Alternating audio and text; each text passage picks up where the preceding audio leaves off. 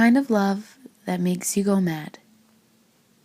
You love them so much, it hurts. The smile on their faces as they swam in the Indian Ocean for the very first time, it was beyond magical. It was fear, anticipation, happiness, love, hate, and salt. The salt. Keats, why does this water have salt? Me don't like. Blech. The ocean, it was so warm you couldn't believe it. We all jumped in as if it was Christmas morning, and we'd receive a ton of gifts the quicker we got into the water. And I might have been just as excited as the 27 children to see the snow-white beach we had to ourselves for 4 whole days. It was something right out of a movie. Palm trees, cliffs, warm ocean. Is this real? It was magical. But the best part was being grabbed in 6 different directions at one time by Nobat Nema, Hawa, Makulata, Winnie, and Eunice, holding on to me so tight I could barely stay afloat in the water that was only 4 feet deep. It was unsolicited, non-interrupted happiness, bliss. My face hurt from smiling, and my heart was filled with so much joy. At this very moment, they were just children. They weren't rape victims or orphans whose parents had left them for dead, or abandoned street children searching for food. They were boys stripped down to their underwear because that was the quickest way to get into the water. They were teenage girls that didn't care what their bodies looked like in bathing suits, just how quick they could get into the warm water. They were perfect. They are perfect. And they are my African family. When I was a little girl, I wanted to be an astronaut and a teacher, and I was convinced I was a Disney princess, and I wanted to move to Africa and save the world. When we're children, it all seems possible. I mean, we really think we can do everything, and we can. Thousands of people are doing those things every day. But it's the whole growing up thing that makes us think those dreams aren't possible. We learn what car insurance is, life insurance, going to college, getting a job, electric bills, all of these things that make us go to school and get a degree. But right now, I want you to turn your brain back and pretend you're 8 years old. For some of you, that's a decade ago, and other, like Winnie, several decades ago. And pretend you're in your backyard, just like this, catching fireflies with your closest childhood friends, or playing flashlight tag with your closest childhood friends. Because not only is our backyard where our story begins. This is Louise, born in 1987 in Tralee County in Kerry, Ireland. Louise sat in her class as a 10-year-old girl at a Christian school, and the teacher asked them to write their weekly prayers in their prayer book. Louise's was something like this: Dear God, please save all the poor babies in Africa. Help them to keep them safe. Give them food and love and everything that they need. Amen. In that same copy book, a couple weeks later, the teacher asked what they would do if they won the lotto. Louise kind of continued on with the same thing and said, I would move to Africa. I would build them those schools. I would make a difference. I would feed them. I would make them happy. And this is all from a 10-year-old girl. This is Josh, born in 1987 in New York City, New York. Josh loved Legos so much. And he would build creations unlike anyone had seen before.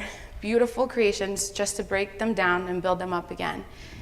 He was very curious, always asking questions. You know that kid in class that always wanted to ask those silly questions?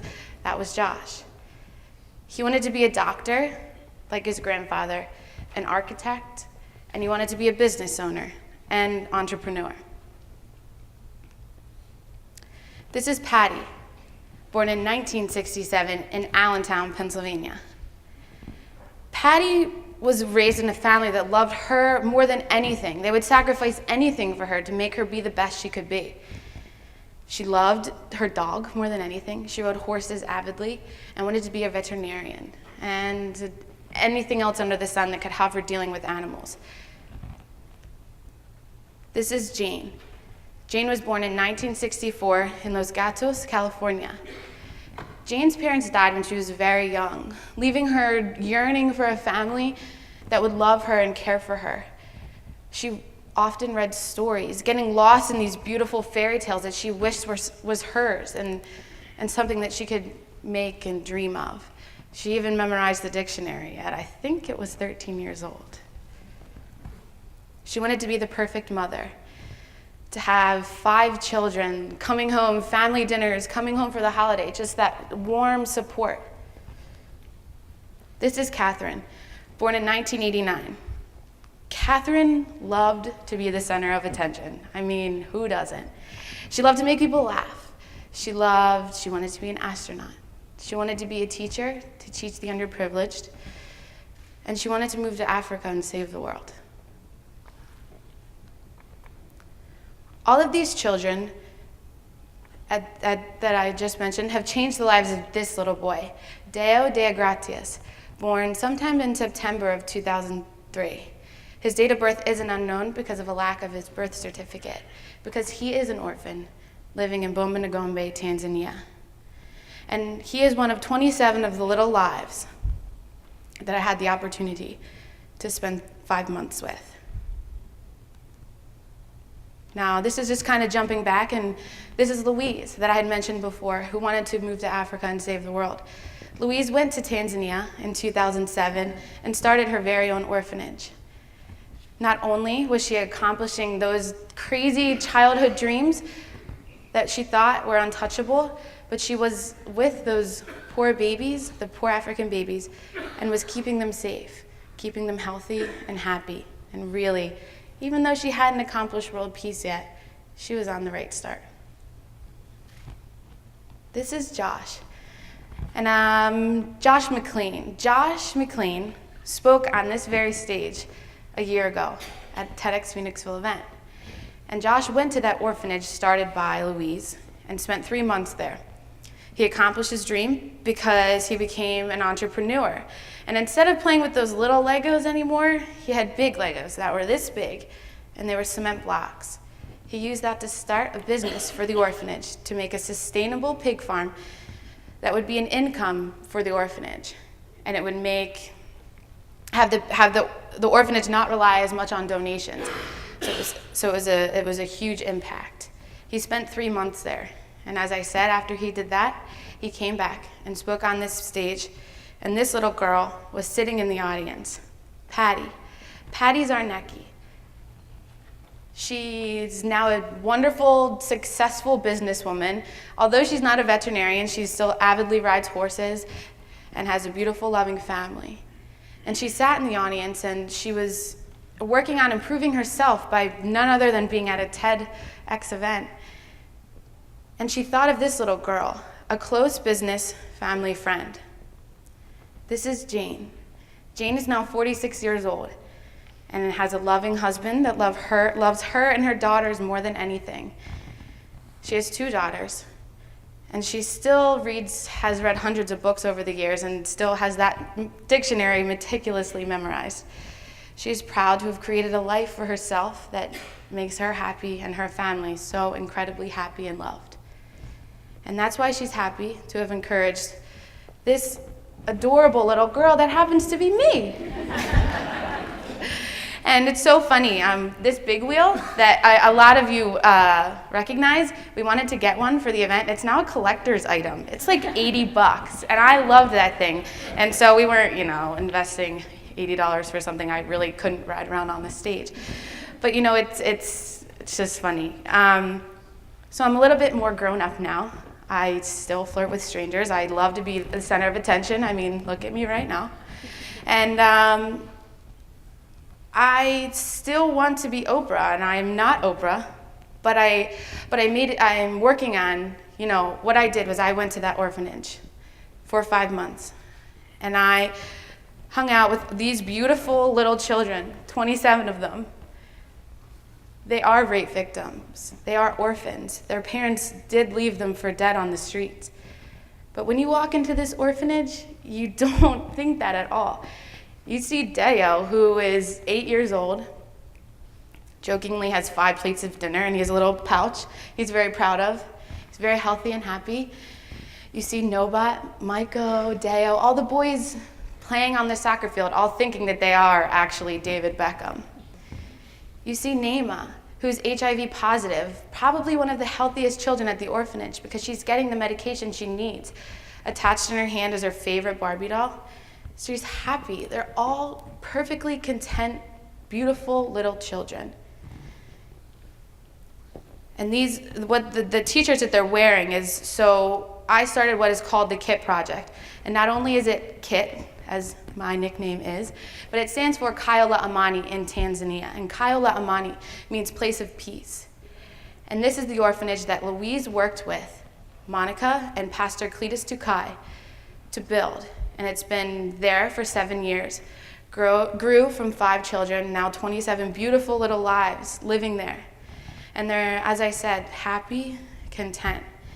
So my experience there was to go, I talked with Josh. I got hooked up with Josh, and it was in October. We kind of formulated our plans. I got all my medicine, vaccinations, everything. And then I hopped on a plane in January, not really knowing what I was getting myself into. And it changed my life. You think we're so lucky. Everything that we have, and these childhood dreams that we think are so impossible and they are untouchable, they're not. And a lot of you are hopefully thinking right now about what you wanted to be. And I was talking with friends last night, and I said, I think it was Tyler. I'm calling you out, Tyler. But I said, what do you want to be when you're a little kid? And he said, a scientist. I said, what are you now? And he said, I'm a scientist. So I said, all right, good. That's good for me. That's good for my speech. Yeah, you got it. You go. And it's pretty amazing if you just stop and think. I mean, you can do it. You got this. You can be a dreamer, and you can keep your day job. You can keep worrying about all those bills, but right now, don't worry about that email you forgot to send or that person you got to call on Tuesday because no work Monday, which is great. And be happy and think and empower that beautiful inner child that you are and we love. And that's what we can do now as grown-ups. And I know there's a couple little kids in the audience. You can empower yourself and work with your elders, and they can teach you how to accomplish those dreams. Even if you think they're far-fetched, they're really not. I mean, I'm not going to be an astronaut. I know that. Mom, I know I'm not going to be an astronaut. She kept telling me that, but I thought I could do it. So back to these children. There's Makulata, who's in the top corner. She wants to be a supermodel.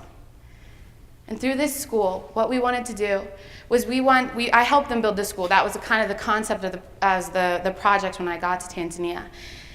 And I sat and we worked. I worked with Pastor and Mama, and we sat and we made a plan. And Louise and Maureen, who are the counterparts in Ireland, a place that would not only act as a business for the orphanage, but it would also, be somewhere, a place for the children to go and learn about presidents and famous ballerinas and kind of grow their mind and make them, passionate, beautiful people that they can be.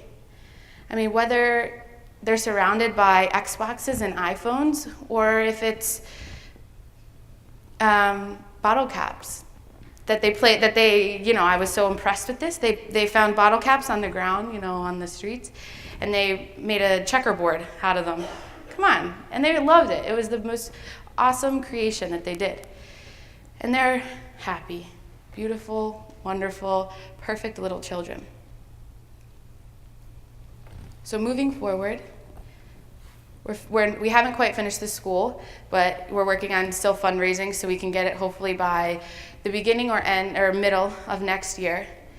And all these children I fell in love 27 times because they're so happy and passionate, and you don't think that they are living the life that we could imagine ever living.